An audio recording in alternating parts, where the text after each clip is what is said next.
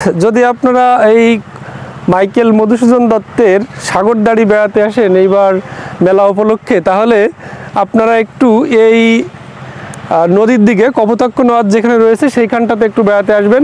তো এখানে নতুন করে একটা কমপ্লেক্স তৈরি হচ্ছে।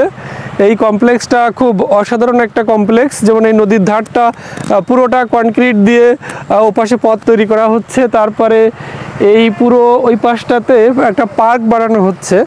যদি আপনারা এখানে আসেন তাহলে এখানে নদীর ধারের এই ভিউটা উপভোগ করতে পারবেন এবং এখানে ওই পাশে যে পার্কটা আছে ওই পার্কটা আপনারা একটু উপভোগ করতে পারবেন। নতুন করে এই কমপ্লেক্সটা কিন্তু একটা অসাধারণ একটা ভিউ। আমরা গত কয়েক বছর আগেও যখন এসেছিলাম তখন কিন্তু নদীর পাড়টা অর্থাৎ নদীর ধারটা এত সুন্দর করে বাঁধানো ছিল না, বা এখানে যে একটা পুরো কমপ্লেক্স তৈরি হচ্ছে এটা কিন্তু আগে ছিল না। যদিও কপোতাক্ষ নদের যে স্রোতটা সেটা কিন্তু বিগত কয়েক বছর আগেও এরকম এই নদীতে স্রোত যেত, কিন্তু এখন আমরা সেরকম স্রোত লক্ষ্য করতে পারছি না। তারপরেও সামান্য স্রোত মনে হচ্ছে আছে, এই যে শ্যাওলাগুলো পানি স্রোতে ভেসে যাচ্ছে এদিকে, তো সামান্য স্রোত আছে। কিন্তু একটা সময় ছিল এখানে প্রতিনিয়ত সকাল সন্ধ্যা জোয়ার ভাটা হতো, কিন্তু সেটা এখন হয় না। নদীটা প্রায় মৃত, কিন্তু এখনও মরে যায়নি, কিছুটা বেঁচে আছে।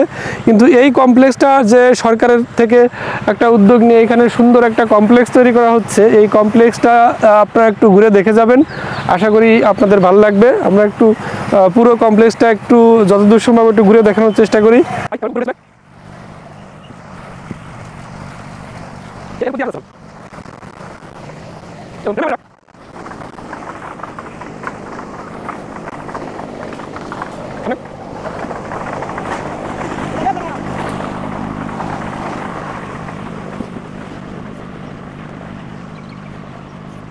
এই পুরো অঞ্চলটা কিন্তু একটা কনক্রিটের চাদর দিয়ে ঢেকে দেওয়া হচ্ছে।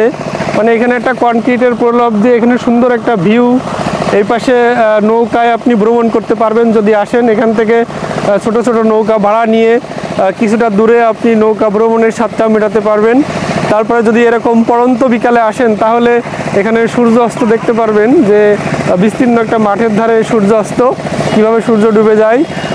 তো কপোতাক্ষ নদের ধারে এখানে কবির স্টানে, কবির স্মৃতির উদ্দেশ্যে যারা মাইকেল মধুসূদন দত্তকে যারা ভালোবাসেন তাদের যারা মেলা উপভোগ করতে প্রত্যেক বছর আসেন, তো সেই সমস্ত দর্শনার্থীদের জন্য এবারের এই আকর্ষণটা মনে হয় একটু ভিন্ন রকম একটা আবহ সৃষ্টি করবে আপনাদের সকলের।